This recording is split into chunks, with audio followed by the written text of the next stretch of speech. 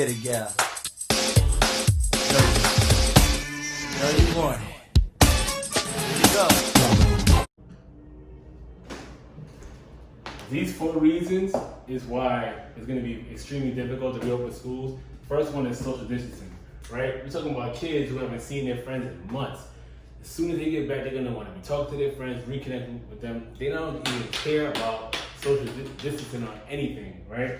They're going to be around them, as well as teachers, right? A lot of kids miss their teachers and love them. They just haven't been in the school setting so long around people, probably been in the house all day, by themselves, playing video games, watching TV. So it's going to be hard, and that's understandable, right? Mask wearing. In my school, I struggle to even get my kids' hoodies off. We struggle to get the AirPods out the ear, taking their hats off. That's a struggle.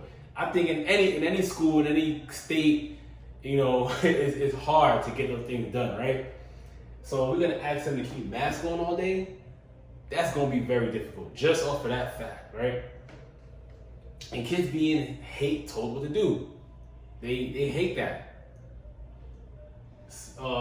Building relationships, right? As teachers, building relationships go hand in hand with teaching. Once you build a relationship with students, teaching is going to be easy in the classroom because we have a relationship with students.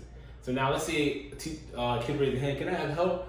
Well, with social distancing, 6 feet apart, how can you go to that student and actually help them? Because you have to actually be there to see what they need help with, right? On their paper or their assignment. If I'm 6 feet apart, I'm thinking about this in my head, how can I really see what they need help with? Or I'm gonna be like, you gotta do this. I can't see it from 6 feet.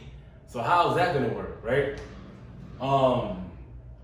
What if I think that's gonna just be really hard, right?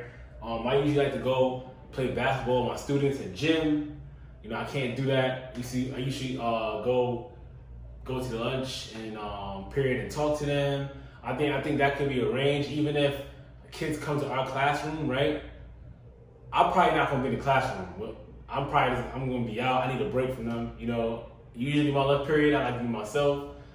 And just like to escape for like at least the 45 minutes I have that break, or eat, get some fresh air. I think every teacher is gonna be like that. But sometimes I do like to go hang out with them and talk with them during lunch period and do fun things in the classroom. It's gonna be hard to build relationships with students with social distancing, being 6 feet apart. That's another thing.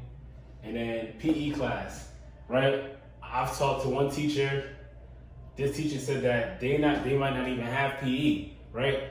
If we're talking about the younger kids, they need to get up and get around. Like these younger kids, right? K through grade 3, they run the gym as soon as they know. That's the only part of the day where they're not in a structured class setting, be quiet, sit down. They like to run around and get around. They don't have that. The teacher's job is going to be really difficult. They're just sitting in the classroom all day and they don't travel. So that's going to be really, really hard on the teacher. It's going to make the teacher's teacher's job even harder. And they can't really build a relationship with kids how they want to because they can't be close to them. And then recess, right? How are you gonna enforce social distancing during recess? Because they got to play. Kids don't really know how to do social distancing. You can teach them it, but it's really gonna be hard because they can't help it. Kids are gonna be kids. So these 4 reasons why it's gonna be extremely difficult to reopen schools. And I feel like if we continue to work on remote learning and instead of wasting all this time on the CDC guidelines, spend time making remote learning more effective for students, teaching them how to use technology. Because kids don't know how to even write emails, right? Some kids don't even know how to use Microsoft Office. This is the perfect time to learn that.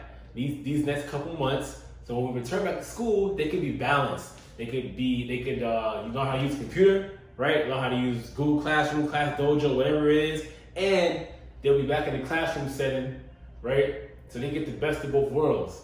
But a lot of these kids are not proficient on the computer, right? They're not tech savvy. Yes, they can do a lot of things on their phone. They can sign up for Instagram and TikTok on their phone, but they can't sign up for an email on a computer. Some don't even know how to use an email.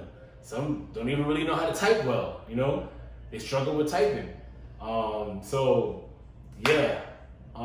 feel like we should tighten up on remote learning, and it makes them independent learners as well. so they can work on that component because a lot of the students have learning helpness, right?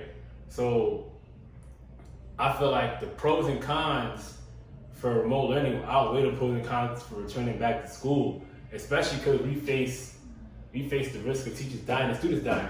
You know, yeah, it's not equitable for every student in remote learning, but if we spend a lot of time working on it being equitable for our students, spending all the resources on remote learning instead of buying all these masks and having all these disinfectant spray that's really expensive, right?